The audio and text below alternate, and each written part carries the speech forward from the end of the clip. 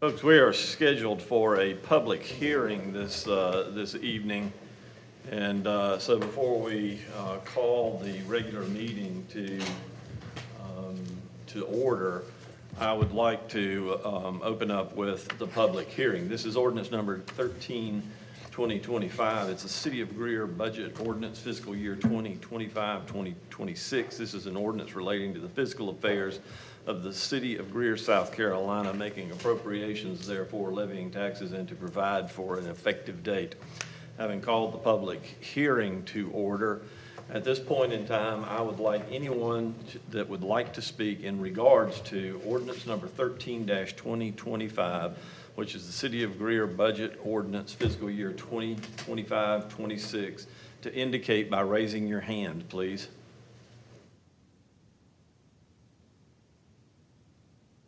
No one has indicated that they wish to speak in regards to ordinance number 13-2025. I will ask the second time, is there anyone here by show of hand that would like to speak in regards to ordinance number 13-2025, the City of Greer budget ordinance fiscal year 2025-26?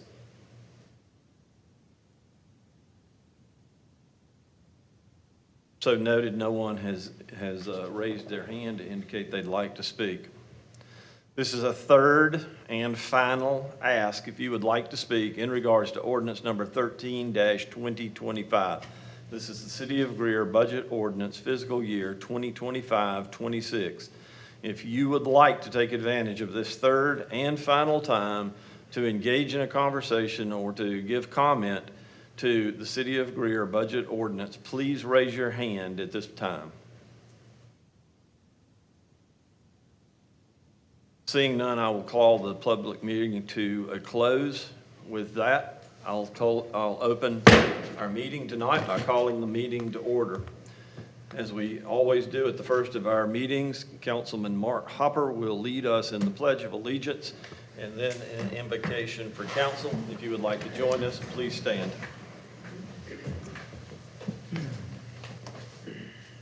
Pledge allegiance to the flag of the United States of America and to the republic for which it stands, one nation, under God, indivisible, with liberty and justice for all. Heavenly Father, we thank you for your goodness to us as individuals and our families and us as a community. Lord, we thank you for the privilege of living in a community like Greer.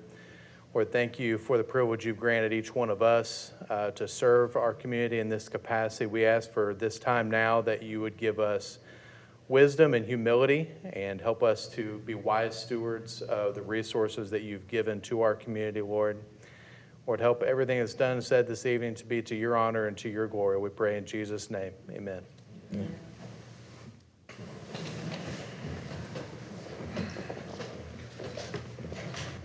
Ms. Duncan, anybody to appear in public forum this evening? No, sir. With that, council, let's move to the minutes of the council meeting.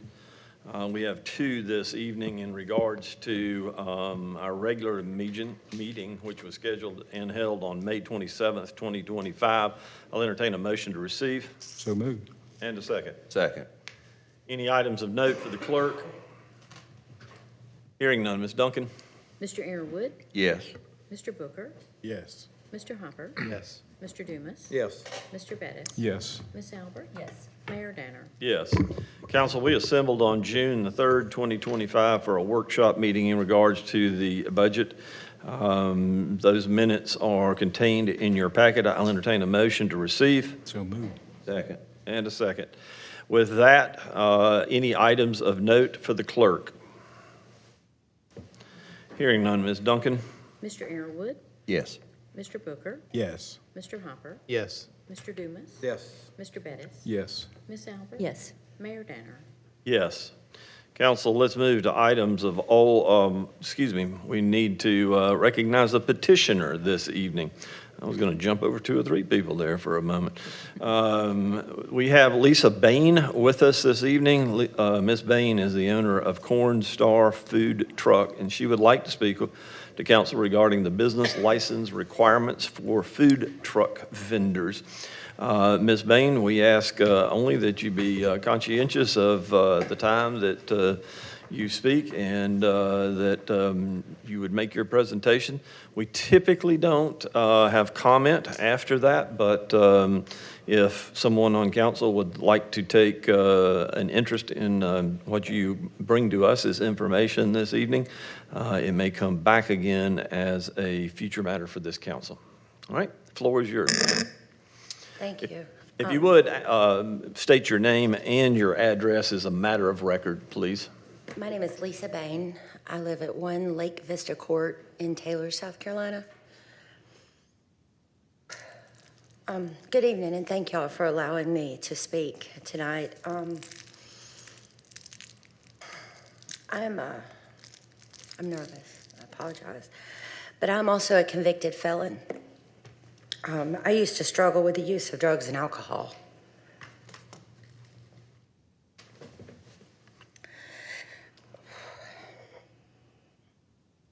And if you know anybody that's ever struggled with drugs and alcohol, usually I have run-ins with the police.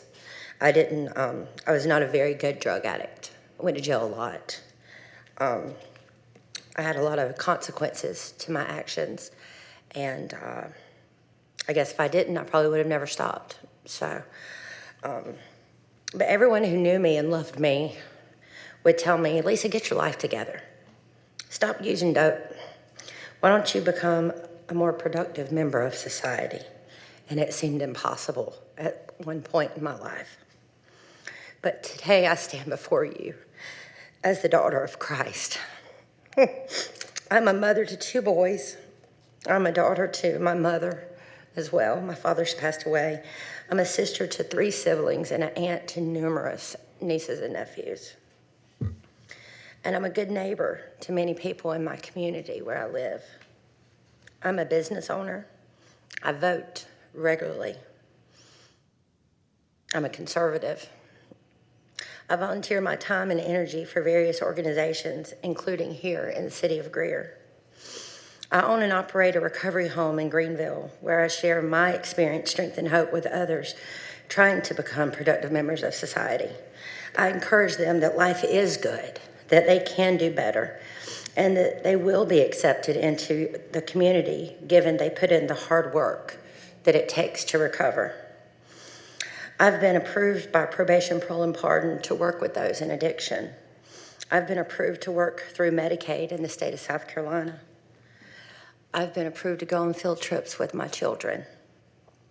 I've been certified as a peer support specialist through Favor, Detox, and the Phoenix Center.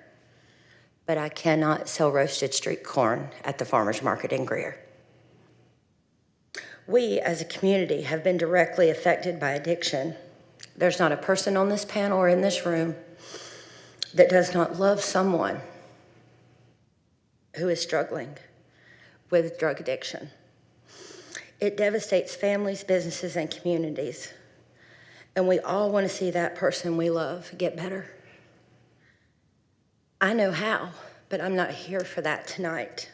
I'm here for myself and everyone after me that finally does get better. Then what? Then what? We get a job. We're told to get a job. Get your kids back, volunteer, make enough money to support your family, get involved with community. And that's exactly the things that I've done. And it was going great until this year when I tried renewing my business license in the city of Greer, and I was shunned away. It wasn't good enough for Greer. Although I spend my money in Greer, I volunteer in Greer. I frequent events and respect the law in Greer. I've held a business license in Travelers Rest, Pickens, Greenville, Sally, Orangeburg, Rock Hill, Easley, and in Greenville County, just to name a few, but not Greer, my home, the place I spend the most time with my children and my family. Greer says I'm still not good enough. I'll always be second class here in Greer, is how I felt. It's not okay to encourage those we love and in our community to get better, just to tell them to go away. I'm asking you tonight to lift these restrictions on the business license in Greer, to reinstate my business license. I'm asking you to understand that it's highly unlikely for an active drug user that's went through all the red tape it takes for a food truck and to come up with the money and the materials and all the things that's needed to show up on time and to be a respected member of society. Someone in active addiction's not doing that. Take it from someone who's been there. But with encouragement,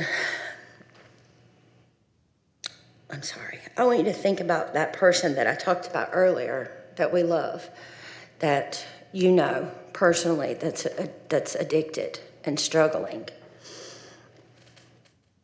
They wouldn't be able to do that in the condition they're in now, but wouldn't we like to see them do better?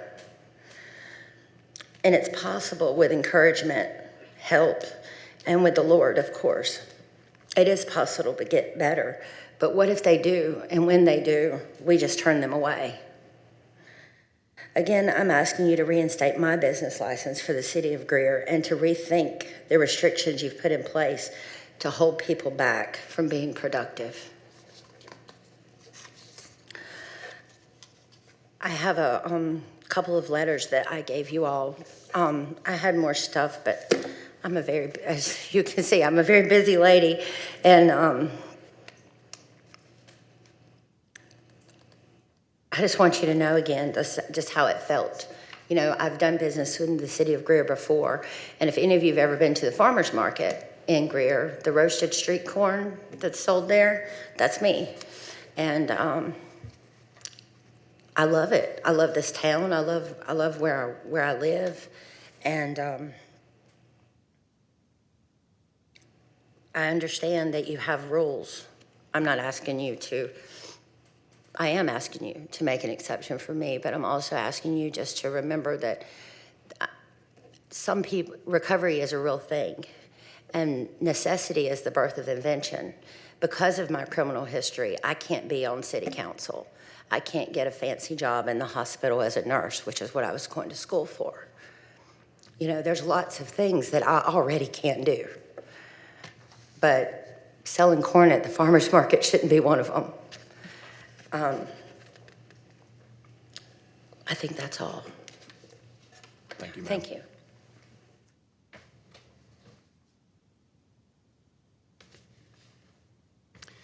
We will take your concerns under advisement, and we appreciate your time. Thank you. With that, then, let's move to the administrator's report. Mr. Merriman? Mr. Mayor, Council, thank you very much. Real quickly, it is summertime, and it wouldn't be summertime in Greer without Freedom Blast, June 28th from 6 till 10:30 here at City Park. One thing that Freedom Blast thrives on and is always appreciative of is volunteers. So if anyone would like to volunteer to work at Freedom Blast, you get one of the coolest T-shirts that Greer can possibly offer, and the hail and hearty thanks of council and staff. But if you are interested in volunteering at Freedom Blast, contact Robbie Davis in our events division here with the city. Registration is open for the Citizens Police Academy. This 12-week program will offer insight in how police officers perform their duties and serve the community. So if you're interested, see the City of Greer's website. And finally, at the Center for the Arts this weekend, the Naughty and Natural Hair Festival will be Saturday the 14th, bringing the community together to celebrate curls, kinks, coils, and hair of all textures. You can also see the Juneteenth art show on display now through the first week of July at the Center for the Arts. Mr. Mayor, Council, that concludes my report. Thank you, sir. I have a question. Mr. Mayor, are you familiar with Ms. Bain, with the ordinance affecting Ms. Bain now? Yes, sir, I am. Is it a convicted felon thing that we have in there? Yes, sir. The way, I guess, to make it as simple as possible, yes, sir, that's exactly the way it was. When the ordinance was amended last year, we had a number of businesses, and by a number of businesses, a percentage of businesses that were caught up in a very similar situation as it pertains specifically to food trucks and the way the language in the ordinance articulates felons. So that is, I think Ms. Bain articulated it very well tonight, the concerns and how it's impacting her specifically. I do know of another instance where this has happened, so I am aware of this, yes, sir. are we going to put that on the agenda next time to change that? I think I would appreciate some council direction on that, but if I'm hearing and seeing nodding faces, I think between Chris's staff in business licensing and our folks in courts and law enforcement, with their input on this, I think we can bring something back to this council for their consideration very quickly. Thank you. Mr. Bettis, we can't add anything to the agenda tonight, but if you or other council members would like to have staff review those changes, I think it would be an appropriate conversation for a future meeting. I would appreciate that. Yes, sir. Agreed.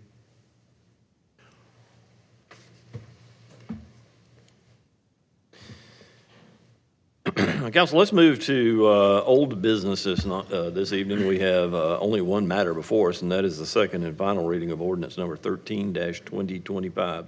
This is the City of Greer Budget Ordinance Fiscal Year 2025-2026. It's an ordinance relating to the fiscal affairs of the City of Greer, South Carolina, and making appropriations therefore, levying taxes, and to provide for an effective date. For the purpose of discussion, I'll entertain a motion to receive.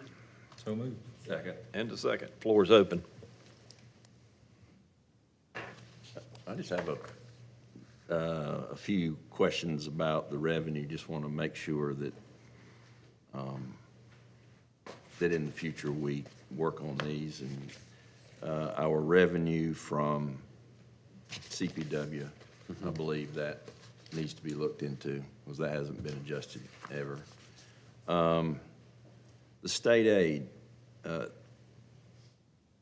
I thought when I look back at, we've got the 25 budget, and then you go to 26 budget, and there's a significant increase in the dollar amount. Is the state aid not supposed to be almost a steady amount? It's formulaic, and so it will, and if you'll recall, for a number of years, it was not, Right. it was not funded to formula, but it is formulaic, and it is a proportionate share back down to state aid, to municipalities. So you're going to see increases year over year. But it's formulaic. At one time, we were trying to wean ourselves off on those dollars. And I don't know if we're able to continue that, but that would be good if we could do that. Don't put it in on the revenue side or a percentage each year, and bank that money for, if we get the dollar that if we get dollars, then use them for non-recurring expenditures. I think that we probably should look at that just in the upcoming budget. Yes, sir. Not this one. Yes, sir. Others? I'm sorry, I Excuse missed me. one of Go my ahead. questions. I didn't see it, and they're probably gone, but there was an account that was from, not fines and forfeitures. It was more of, it stemmed from a very significant federal case where we got dollars back, lots of dollars, and at the time, we had been told that, well, this is under the purview of the police department, but I think this council said, no, we need to make sure that we're looking at that. Are there any of those dollars still left? Those dollars are accounted for and being applied, if I'm not mistaken, to the public safety training facility. That is in that, yes, those are restricted funds from fines and forfeitures, but we had identified those as a source of funds to go to the public safety training facility and are in that account to be used for that. And that'll zero that? That'll zero that out, yes, sir. Okay. That's all. My question is, in order to balance the budget, when we lowered taxes to mills, hope everybody heard that. Where did you, how did you do the revenue? Did you do it uniformly, or you had just a few places where you scaled it back or what? Go ahead. Mr. Betters, thank you. That would be, we actually reduced that in the taxes, so I did do it uniformly between Greenville County, Spartanburg County,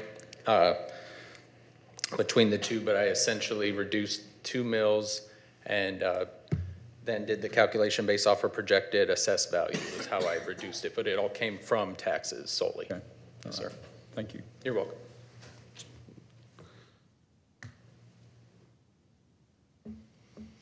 Others? Mr. Mayor, just to offer a couple of comments, if I may. You know, we have a lot of our staff in the room. I didn't say this at first reading, but I do want to just express my appreciation to department heads, other members of our staff and team that have worked so hard, not just during the budget process, but throughout the year to help us arrive where we are at this time. You are the ones who drive all of this, for sure, and I'm super grateful for you, and I know all of us as members of council are as well. You know, I've done a lot of thinking about, you know, one of our main job is to steward resources and steward cash flow, and that's indeed a very important responsibility. As we've gone through this process this year, I think I'm probably as encouraged as I've ever been since I've been able to serve, and so I'm super excited about where we are, what we're addressing in this budget. Again, thanks to staff for pointing out these needs and bringing these ideas forward. And I'm also very encouraged and excited about the alternative revenue growth that we're seeing already in so many different places, and the opportunity that that's providing for us to already begin reducing millage. When we made the decision last year to invest in our community in the way that we are, you know, some of the reasons that I based in being in favor of that is the fact that we're investing in public infrastructure that our citizens are going to enjoy and use and own for years to come. The fact that we were strengthening things like public safety and parks and recreation facilities and things like public infrastructure that our citizens demand and deserve.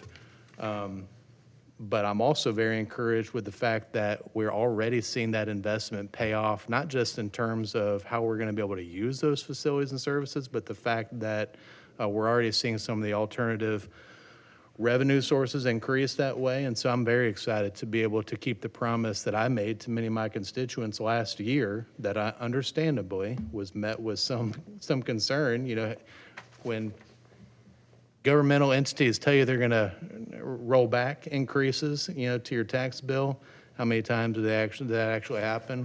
Well, I'm proud that we're doing that 1 year later. And I believe this is the first of multiple times to come, and I'm very encouraged by that. So again, thank you, staff, for the work that you've done and the job that you do every day to steward our resources on behalf of our constituents, our residents as well.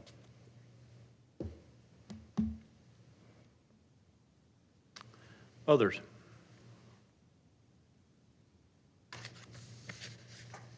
I know we had a lengthy debate last time about, or it wasn't a debate, it was just a lot of comment about the golf course. I like what Rick said, that we're going to be here to discuss the budget all night and spend majority of our time talking about the golf course. And I just want to say that I look at the golf course as an asset. I got a call from a member of staff. I really appreciate them reaching out to me, and we talked a little bit about the golf course and the good things that it's done for the community, the green space that we expanded here inside the city. And I told you last time I got to host a tournament out there, and I've been out there several times and seen people at the restaurant enjoying that, enjoying the driving range, enjoying the golf course itself. I mean, it is slam-packed with people inside the city, and we're still the most affordable golf course in this area. And now I saw that this week we were on the list of best courses for municipal courses in the state. I think we're in the top 20 now. And I think that's a testament to our staff and the investments that this council's made in improving the conditions there. And so it's definitely a feather in our cap and a productive resource and asset, and it's going to continue to be for the long run as we continue to work on connecting it to Country Club Park and the trails and the good things that are going to be coming. So I echo what Mark said. I mean, the fact that we can roll back millage and continue to do all these great things this year, and the Sports and Event Center is just going to be right on top of that. I just see that as like you said, a productive asset that the city can enjoy and utilize and own for years to come. And I look forward to that getting underway soon.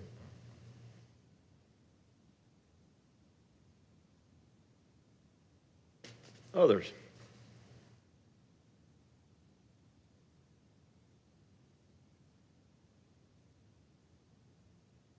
Questions?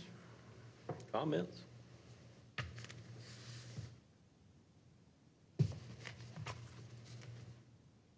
Well, I appreciate the efforts of all of you, and all the different departments and all for us being able to have a decrease in the budget, decrease for our citizens and all in the taxes. So I certainly appreciate all you've done to come up with that. It's great.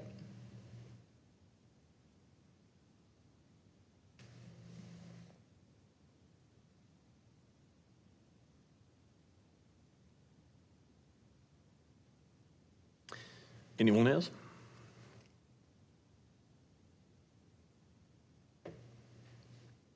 Well, I will wrap our conversation up, if you will allow me, because I've got some information that I'd like to share, not only with you, council, but with our community and our staff as well. I would have voted for this budget without the decrease if that had come to pass. But I'm certainly proud to be standing in a position where we are going to be able to the points that have been made this evening about rolling the millage back at least 2 mills, and I think we've done an excellent job on this. But this is really a good budget ordinance, and it addresses, as you've heard tonight, a lot of different things. It always seems to be a little confounding to me that people talk about, well, back when millage wasn't so high, or back when taxes weren't so high, or back when things weren't so busy, and back when we did this, or back when we did that. And I just wanted to share a little information with you that I have come across. Did you know that there was a period of time in our city that it was growing faster than it is right now? Mr. Bettis and I are probably the only two with much memory of that, maybe Mr. Airwood. No, I'm not over yet. But our population in 1940 was less than 3,000, and in 1970, only 30 years later, was approximately 11,000 people. Now, that's above 350%, which is unthinkable even today for the most part. But if you think about what was taking place during that time, particularly during the 40s and the 50s, you had people that were moving from rural parts of the county and our state. Housing was available, jobs were available in the mills, quality of life was seen to be high. There was just a number of reasons that we would have seen that kind of growth. And for those of you that were familiar with what was going on downtown, that was a pretty lively place during that period of time. And there was also a lot of growth in this area. It also came at a cost, because in 1972, as part of the Home Rule, lead up to the Home Rule, Greer introduced tax millage. The original tax millage in 1972 was 125 mills. Now, there are some here that also know what happened in the late 80s and certainly into the early 80s. By 1980, our population was down to about 10,000. And millage was 153 mills in 1980. By 1990, it had gone down another 300 to 500 people. but for some reason, the millage had dropped to 98 mills. By the year 2000, we had seen the population increase coming back, but for some reason, in the year 2000 was the lowest millage the city has ever had, 81 mills. What makes that so complex to me or confounding to me is that in the 2000-2001 budget, the city had to raise millage 16 mills to 98 mills when the city faced a 1.3 million deficit. It was actually the third year of a deficit. We had to take some rather drastic measures to overcome that, as some of you on this council remember. In 2002, we took the opportunity to lower millage to 94 mills. So just for comparison, if we took the average millage from 1975 to 2000, the average millage for that 25 years would have been 112 mills. Take the average for the past 25 years, from 2000 to 2025. The average mill would be 100.8. We're actually lower than where we were from 1975 to 2000. And as some of you have already noted, in that last 26 years, we've built a city hall, a courthouse, a police department, city park, a parking garage. We transformed Trade Street, leveled Poinsett and Trade, did a landscaping project during that same time, put street lights along Highway 29 from city limits to city limits, extended the Trade Street lighting and landscaping along North Main and Cannon. We've built our first parking garage, built Super Road soccer field, Super Road fire station. We've rehabbed the fire headquarters. We bought and refurbished a golf course. We've maintained all our city streets at a C grade or above. We built new basketball courts. We've renovated the Greer Cultural Arts Center. We've renovated the Cannon Center. We've renovated Turner Fields. We've got multiple playgrounds, tennis courts, and pickleball courts, and improved the Tryon Street recreation area. And we also have been cognizant of the fact that the development in the downtown area shows an economic development multiplier of approximately 3.5. For every $1 million we've spent, we've reaped 3.5 times that much. I don't know about the good old days, if they were as good as maybe we remember or not. But I can tell you this is a good budget. We are in a good place. We are poised to continue to move forward. And we are doing right by this community. And they're going to see the results of this over the next 3 years, I can assure you. With that, any last thoughts before we call a vote? Hearing none, Ms. Duncan? Mr. Aaronwood, Yes. Mr. Booker, Yes. Mr. Hopper, Yes. Mr. Dumas. Yes. Mr. Bettis. Yes. Ms. Albert. Yes. Mayor Danner. Yes. Council, we only have one item of new business this evening, which is a bid summary. It regards the roadside mowing and median maintenance. Ms. Carcamo is with us this evening. Thank you, ma'am. Thank you, Mayor. Good evening, and good evening, council members. This is a solicitation that was put out for a continuous service that we provide for commuters' safety to maintain these areas with road side mowing, and median maintenance. We only had one bidder submit. It is actually the same company that had the previous contract. They, if awarded, they would have the agreement for 3 years and an option to renew for an additional 3 years. And with that, I'll open, there's been a great performance from this company, so the staff recommend award, and with that, I'll open to any questions. For the purpose of discussion, I'll entertain a motion. So moved. Second. Floor is open. I see that the only on and off ramps that we are responsible for, Highway 101 and 85. Is that right?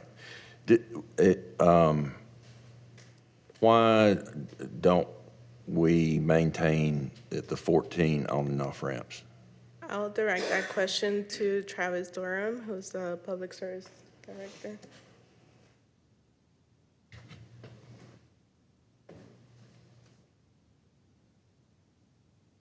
Good evening. Honestly, I'm not sure if I can answer the question standing here this evening. It was passed down to me, I guess you could say, from when Steve Grant was in Public Services. I don't know if maybe Steve has a better answer, or maybe Mike would have the answer there. Unfortunately, it's kind of the way it was given to me, so. Mike, I don't know if you have any insight, maybe? It's part of the I-85 project. We have an agreement with BMW and those folks out there to maintain that intersection. We don't have that same kind of agreement for 14. Separate agreement. I would suggest, and I don't, it looks junky at 14 and 85. And I don't know if we have to ask permission to do anything, but it just looks bad out there. Not the big welcome to Spartanburg County sign, but just the on and off, especially the on ramps, a lot of stuff in the gutters and, just that kind of thing. It reflects on us. I mean, it doesn't reflect on the state or anyone else. If we can do something about that, that'd be wonderful. And the technology may not even be there, but we're $207,000 for the 3-year period, $69,000 annually. That's kind of what I have spoken about over time. Okay, can we have one person and a piece of our equipment plus, an implement do all of this? And, at some point, the equipment is paid for, and you've got another, then you have the base for that implement and the person able to do something else in the other 8 months out of the year. Yes, sir. So that's my thinking behind all that, just for the future. Yes, sir. Thank you. In that vein, there does seem, and not specific to that intersection, but just in general, if you drive around the city, there seems to be a lot of, I don't know if it's trash bags that are coming out and getting hit and, debris scattered all over the road. And I'm not sure if it's because there are trucks driving through the city with uncovered loads or exactly what's happening, but it does seem to be a trend. And I don't know if it's just because we use so much more plastics now, or I don't know exactly what's happened on that front, but I don't know if it's an enforcement thing or if it's just. We work with Palmetto Pride often on a number of these community initiatives and do cleanups. I know that the county is actively engaged in enforcement with the Cover Your Load initiative, but it is a pervasive problem throughout the state. And when you've got the corridors that we have on Wade Hampton and Buncombe and 14 and 101 crisscrossing Greer, and the amount of truck traffic that comes along with that, it's a sad state of inevitable affairs that is what we have to look at. But you are not alone in that disdain for our roadsides. We ought to be able to find some kind of vacuum system that's out there today that would just, it's almost like an emergency deal that there's 2 or 3 bags of household garbage just laying out here in the road. Just they've been blown open, send that vehicle out there, vacuum it up, be done with it, instead of, I don't know, it looks like to me there should be some piece of equipment out there, so we probably ought to be looking, but just besides our vac truck. Yes, sir. Thank you. And I would wonder too, as part of the maintenance of the right-of-way and the work that's gonna be done here, if they actively pick up the trash before they run over it with the mowers and things like that, because I think that happens quite a bit too. Yeah, that is one of the things that is in the contract, is making sure that none of that litter or debris is just run over with a lawnmower, picking those things up, so. Good. What do you do with dead animals? We pick them up, public services, and dispose of them. Wondered, I see a lot of dead animals on the road.